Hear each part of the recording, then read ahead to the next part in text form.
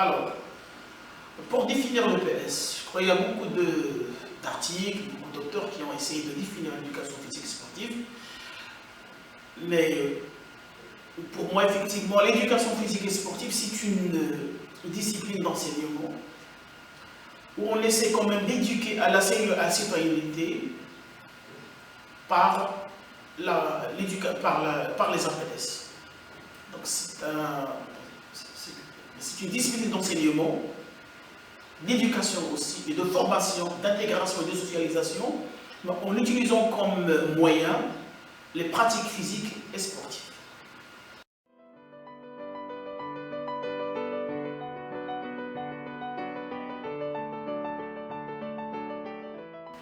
Alors, la filière licence enseignement, c'est une filière qui a été introduite dans le cursus de formation au niveau de l'ENS, justement, juste après son intégration à l'université.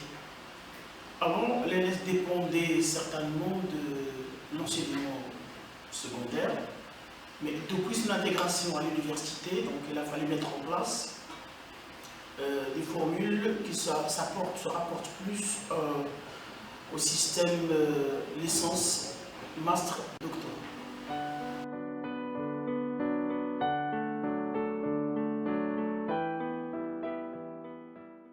Donc en fait, en ce moment-là, on a 3 licences. La licence sport et loisirs, la licence professionnelle enseignement EPS, dont je suis le coordonnateur, et puis la licence qualifiante. La dernière, elle est surtout pour les licenciés qui viennent se qualifier pour le métier d'enseignant d'éducation physique et sportive.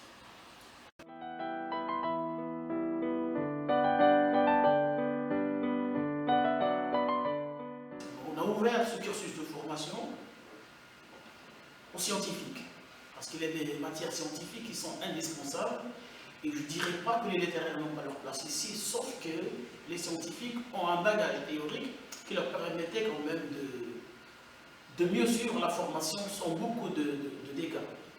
C'est pour cela qu'on exige déjà une moyenne générale. Une moyenne générale qui, jusqu'à maintenant, elle est de 12 sur 20. Mais à côté, on exige aussi une moyenne au niveau de la langue française qui est environ de 14, parce que la formation, elle est dispensée à presque 100% en langue française. Et puis, il y a aussi la note de l'éducation physique et sportive qui doit être aux environs de 16. Je dirais que déjà, dans le contexte actuel, avoir 12 sur 20, c'est le minimum. Hein, mais on a l'habitude de recevoir des étudiants de tout horizon, chimie, physique, baccalauréat, et qui ont des notes qui vont jusqu'à 17 et demi. Ceci dit que 12 c'est la moyenne, mais il faut aussi quand même avoir une belle culture, une belle façon de communiquer. Pour le moment, malheureusement, il faut le dire, c'est la langue française qui est légion. Et puis aussi, il faut être un sportif. C'est pour cela qu'on a demandé aussi à ce que les étudiants intègrent dans leur dossier de candidature un diplôme, comme quoi ils font partie d'une structure sportive, d'un club, ce qui pourra donner plus de chances à la réussite dans cette discipline.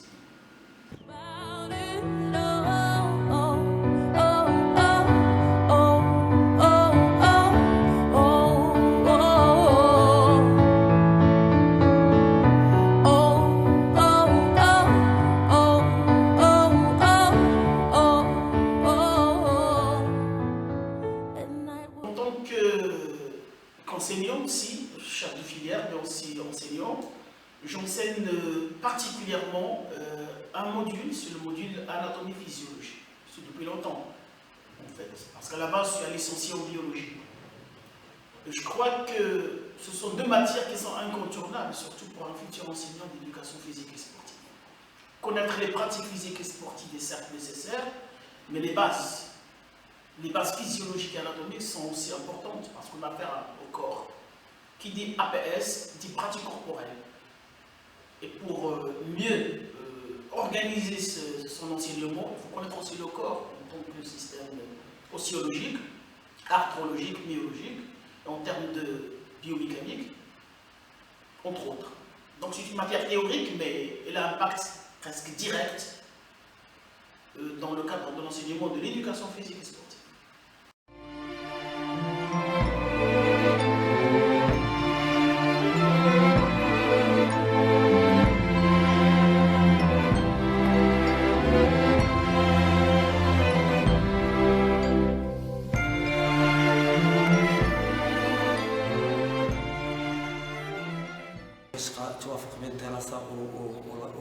الدراسة والرياضة سي با فاسيل سورتو في السيستيم إدوكاسيون ماروكان ما كيسهلش عليك هادشي سواء كتلقى سواء اونترينمون سواء إدوكاسيون ولكن سي با امبوسيبل يعني سي لا بيرسون ولا لو سبورتيف يقدر يورغانيزي راسو يلقى دي ميثود ولا ان جروب اللي يعاونو سي با ديفيسيل يعني خاص الانسان يكون اورغانيزي في لو ترافاي ديالو يكون ان بو ميثوديك باردون ويعطي بلوس دو فور يعني خاص بنادم سي تو ايم لو سبور ولكن راه القرايه ولا شي حاجه انديسبونسابل.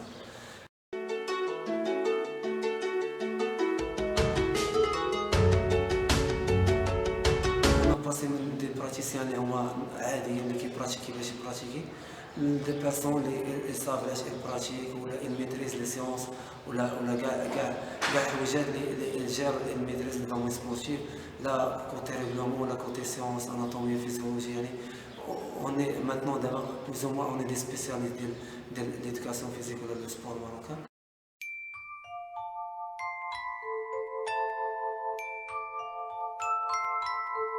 L'objectif c'est être un enseignant de PS ou changer la représentation ou l'identité de l'EPS اللي هي ماشي دابا ومن بعد pourquoi pas être un entraîneur ولا شي حاجه اللي هو célèbre ولا سواء في الكوتي ناسيونال ولا من بعد انترناسيونال ان شاء الله.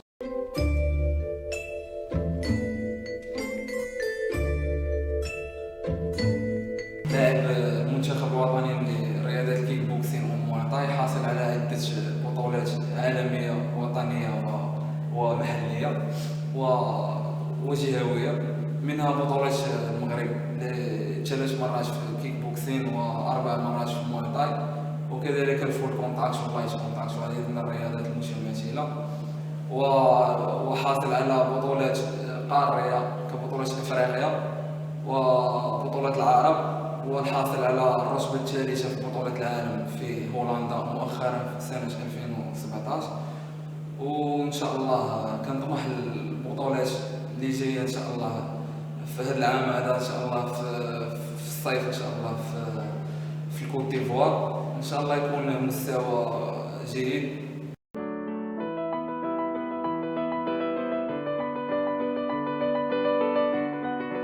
الناس اللي كون نورمال سي بي او غتزيدني واحد الثقافه كبيره واحد ليكسبيريونس واحد الكيومول ديال ليكسبيريونس اللي غندي معايا في النيفو بروفيسيونيل ديالي في الكارير ديالي ان شاء الله وهادشي بدا زعما كنحس بهاد التجربه هادي ملي دخلت في بريمير اني بديت كنحس بالتجربه ديال الناس بعدة مواد اللي كنقراهم اللي كينفعوني في الكارير ديالي سواء في كيك بوكسين سواء برا مع الناس كيولي راسك عامر ماشي ما كتبقى زعما غير في هذاك الكوتي ديال لي كومبا وديال ستريس لي كومبيتيسيون داكشي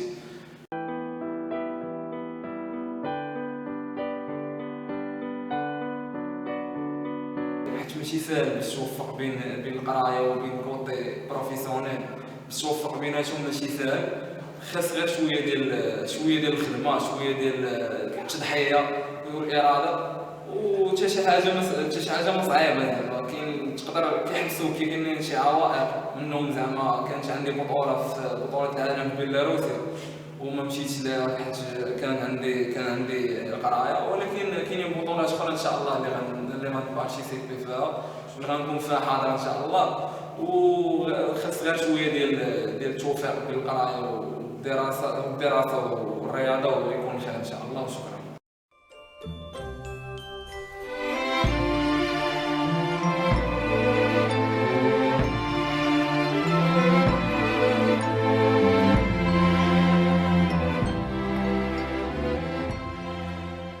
Les enjeux des activités artistiques, qu'est-ce qu'elles nous donnent comme enjeu une activité artistique? J'allais répondre. Excellent. Elle développe chez l'étudiant l'esprit de la créativité. Est-ce qu'on a besoin de travailler sur la créativité? Oui, bien sûr. Pourquoi? Parce que on ne fait plus que reproduire, mais également on doit développer la compétence et la capacité de innover, rénover, trouver de nouvelles façons de voir les choses. Et c'est excellent, c'est la créativité.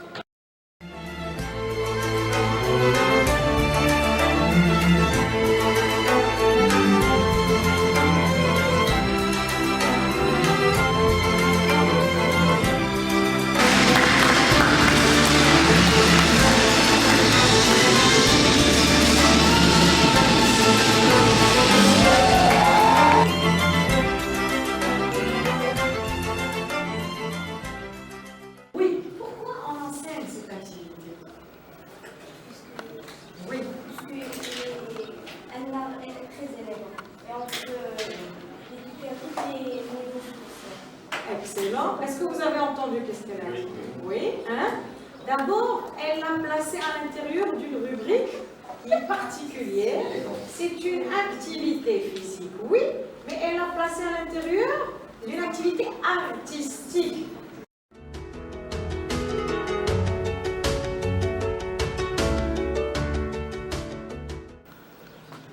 Elle n'est pas utile. Elle est fortuite. Elle n'apporte rien à l'élève. C'est ça. Rien que c'est ça. Donc c'est pas la peine d'enseigner. Rien que c'est ça.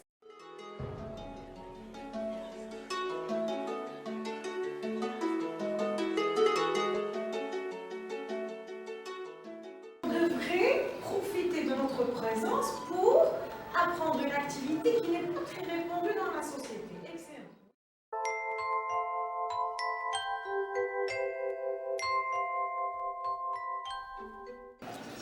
Parce que c'est artistique, quelque chose de nouveau, c'est motivant,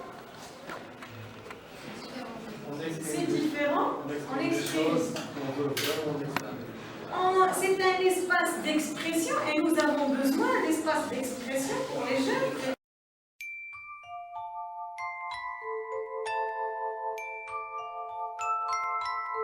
À nous exprimer, mais différemment. Au lieu de nous exprimer par le langage, on va apprendre à nous exprimer à travers le langage corporel.